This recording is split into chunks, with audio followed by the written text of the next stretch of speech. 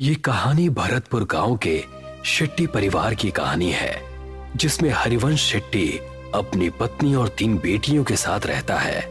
हरिवंश पेशे से इंजीनियर है और अपनी तीनों बेटियों को बहुत पढ़ा लिखा कर अपने पैरों पर खड़ा करना चाहता है।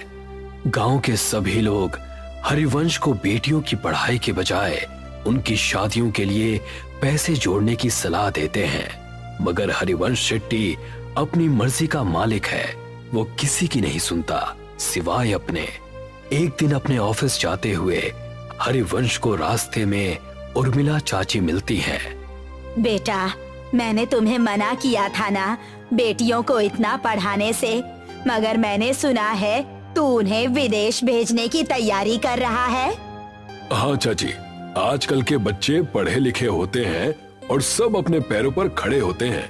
मैं भी अपनी बेटियों को बहुत पढ़ाना लिखाना चाहता हूँ। एक बार अपने पैरों पर खड़ी हो जाएं, उसके बाद शादी की सोचेंगे। मगर बेटा, उनकी शादी। ओफो चाची, अभी वो तीनों बहुत छोटी हैं। तुम उनकी चिंता मत करो, मैं हूँ ना, मैं सब संभाल लूंगा। इतना कहकर हरिवंश अपने ऑफिस के लिए निकल जाता है। उसके ऑफिस पहुंचते ही उसे खबर मिलती है कि गांव में भूकंप आया है और सब बर्बाद हो गया है।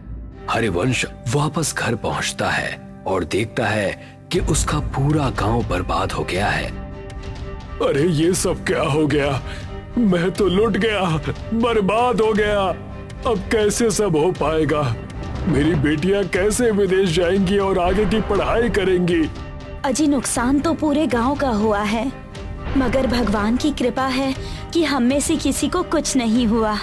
सभी लोग जल्दी से जल्दी गांव को खाली कर दो। सरकार ने कहा है यहाँ अभी और बड़े भूकंप आने वाले हैं। देखते ही देखते पूरा गांव नदी पार करने के लिए इकट्ठा हो जाता है।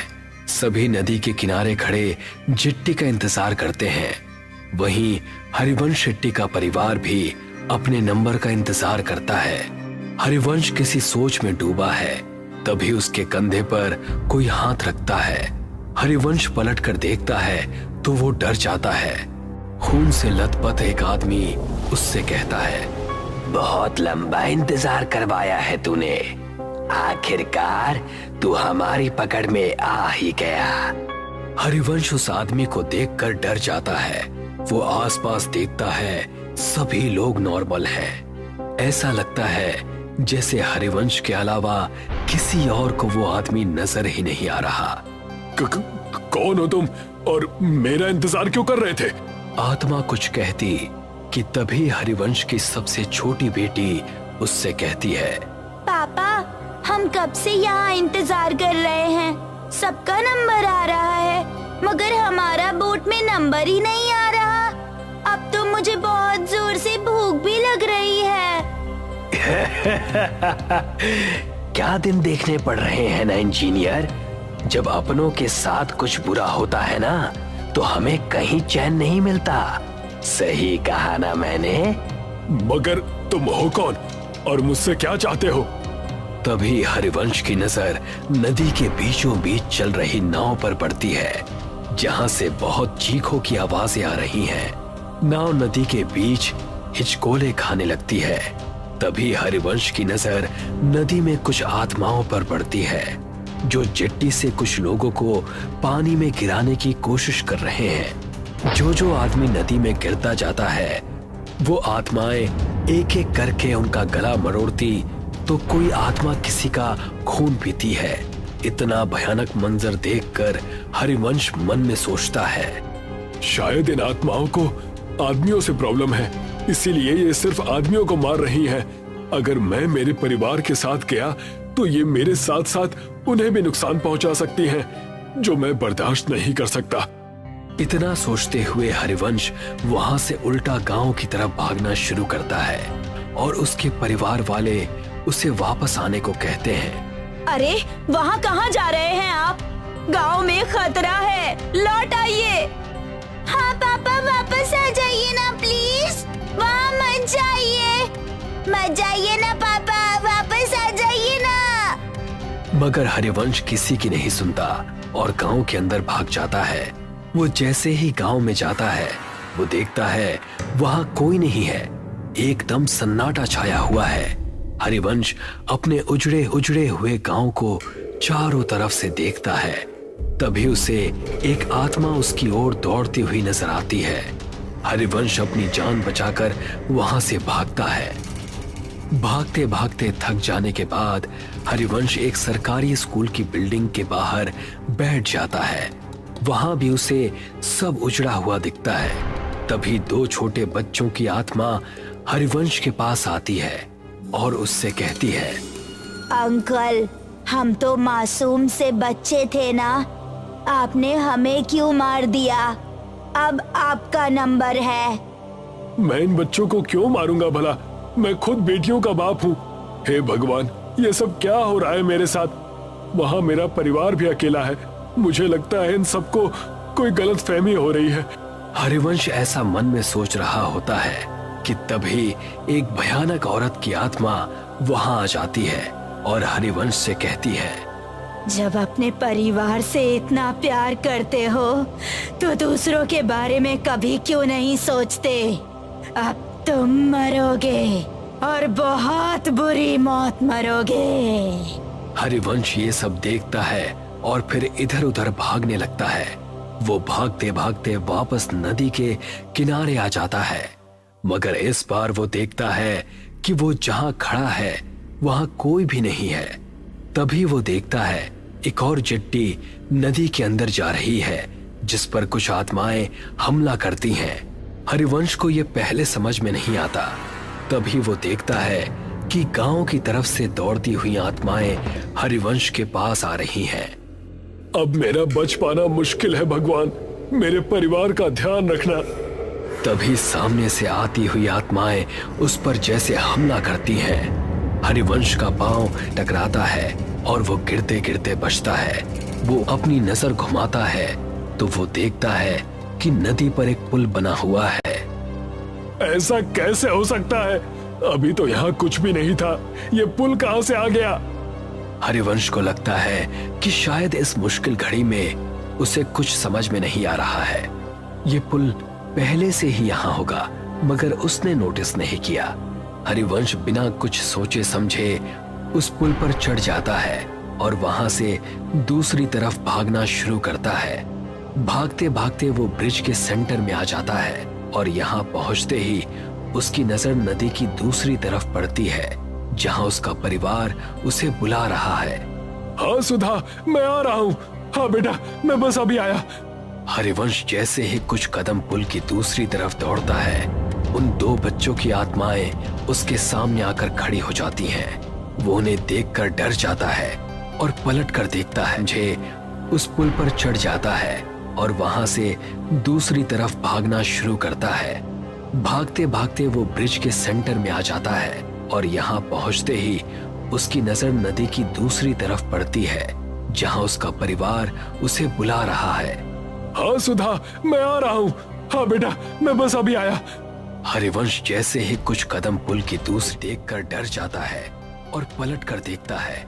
वो देखता है बहुत सारी डरावनी आत्माएं उसे घूर रही हैं। नहीं, अब मेरा बच पाना मुश्किल है। मुझे तो मेरा कसूर भी नहीं पता है। पता नहीं ये सब मेरे पीछे क्यों पड़ गए हैं। तभी उनमें से एक आदमी की आत्मा हरिवंश को कहती है, मैं इसे छोड़ूंगा नहीं। इसकी वजह से मुझसे मेरा परिवार छिन गया। इस आदमी का जिंदा रहना बहुत खतरनाक है। अगर आज हमने इसे छोड़ दिया तो ना जाने ये कितने और लोगों को मौत के घाट उतार देगा। मुझे छोड़ दो। आप सबको कोई गलतफहमी हुई है। मैंने किसी का कुछ नहीं बिगाड़ा। तभी एक दूसरी आत्मा हरिवंश के पास आती है और कहती है, हरिवंश, तुम्हें याद है जब सरकार की तरफ से तुम्हें सरकारी स्कूल बनाने का ठेका नहीं मिल रहा था तो तुमने पैसे देकर वो टेंडर अपने नाम पर ले लिया था।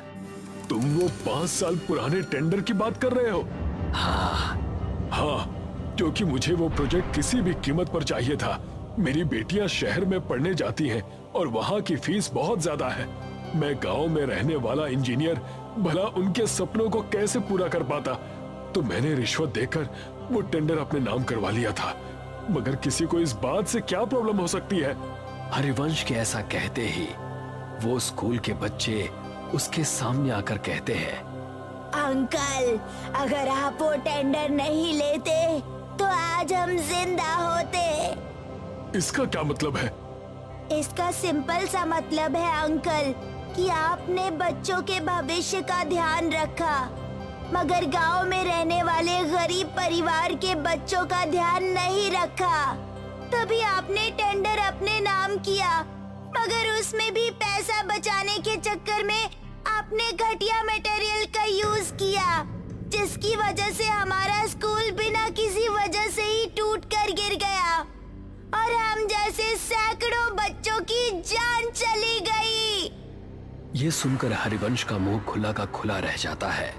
वो कुछ कहता कि तभी एक औरत हरिवंश के पास आती है और उससे कहती है, इंसान नहीं, राक्षस है तू। मेरे बच्चों और मेरे पति को खा गया, अब तू मरेगा। तेरे घर वाले तेरे मरने का तमाशा देखेंगे।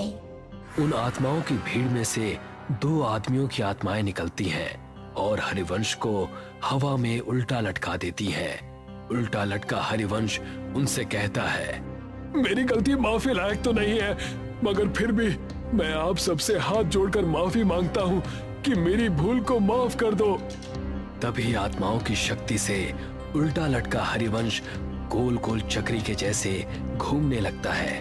तूने कोई भूल नहीं की इंजीनियर, तूने तो सब सोच समझ कर किया है, और जो तूने किया है ना उसे पाप कहते हैं। पाप की माफी नहीं होती, उसकी सजा होती है, जो अब तुझे हम देंगे।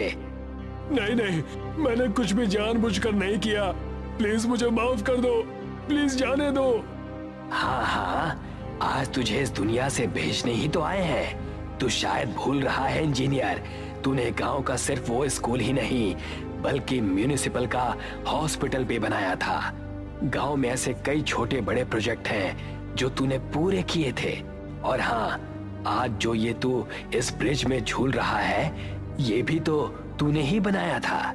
तुझे अंदाजा भी है कि तेरे बनाए गए सभी प्रोजेक्ट्स का एक जैसा ही हाल हुआ है, तो तू एक दो नहीं बल्कि हजारों मौतों का अकेला जिम्मेदार है। ये सब सुनकर हरिवंश को अपनी सारी काली करतूतें याद आ जाती हैं और वो उन सब से कहता है, हाँ, मैं सब कुछ स्वीकार करता हूँ, मैं सारी गलतियां मानता हूँ, मैं इन सब का दोषी हूँ। मगर हर माँ बाप अपने बच्चों की खुशी के लिए कुछ भी करता है, तो मैंने भी मेरे बच्चों के भविष्य के लिए ऐसा किया था। हालांकि मैं अब ये बात मानता हूँ कि मैंने जो भी किया वो सब गलत था।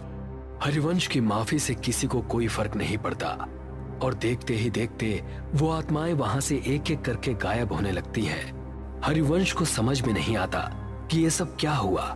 वो हवा में उल्टा लटका हुआ है, उसे पुल पर कोई नहीं दिखता, सब गायब हो जाते हैं। वहां उसके परिवार को चिट्ठी मिल जाती है। वो दूर से ही अपने परिवार को नदी की दूसरी तरफ जाते हुए देखता है। जिस ब्रिज के ऊपर वो उल्टा लटका है, वो ब्रिज भी धीरे धीरे गायब हो रहा है। हरिवंश जैसे ही खुद को खुले आसमान के नीचे नदी के बीचों बीच उल्टा लटका हुआ देखता है, वो देखता है कि उसके आसपास उसी की तरफ बाकी की आत्माएं भी उल्टी लटकी हैं। वो उन्हें देखकर डर जाता है।